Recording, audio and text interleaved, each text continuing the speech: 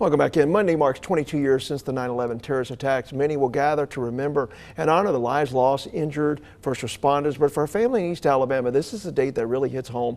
Major Dwayne Williams was one of 3,000 people killed that day. He was inside the Pentagon when one of the 4 hijacked planes crashed into the building. His family wants you to join them in honoring Major Williams' legacy and his service to our country in a special way. Joining us now, as he has before, his brother Roy Williams, with more on a special ceremony happening, but also the way that you can join in. Thank you so much for joining us. Thank you for remembering us. No, and your brother as well.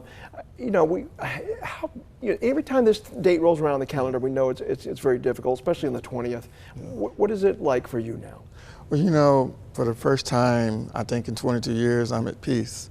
I talked to Dwayne's son the other day, and we're focusing on happy memories. Right. 2 years ago, on the 20th anniversary, was rough for all of us.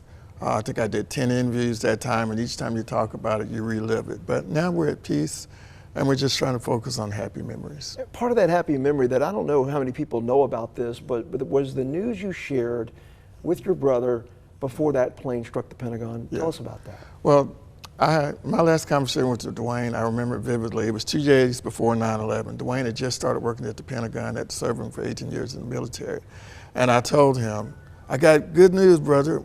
You're going to have a new nephew. My wife and I were expecting a son. And for those of us that know us, we had an infertility for 7 years before we had our daughter, who was 2 at the time. And he was real excited, and we were making plans to come, and he was going to give us a tour of the Pentagon. Does that help you?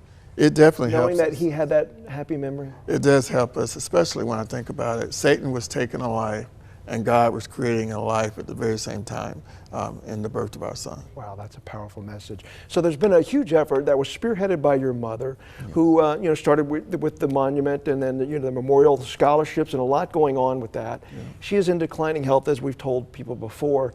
So tell us about what's happening Monday, but also the ongoing effort, the legacy that you want to keep alive. Yeah. Well, Monday, one of the things my mom has asked me is, because of her declining health, if I would help her keep Dwayne's legacy going.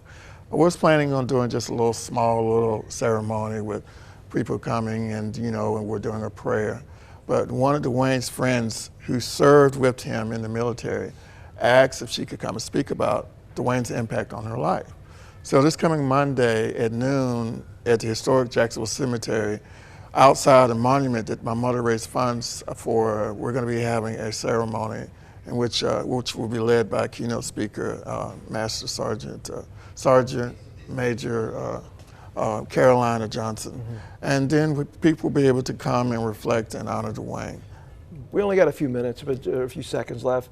But the message you want for people out of all this, in this country right now, what is it? I want people to unite. Just like we did on September 11th, people united and we came together.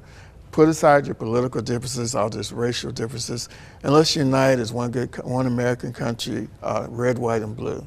And I also ask the people if they will help remember Dwayne. We have several scholarships at Jacksonville State University as well as University of North Alabama, and just come together as a country.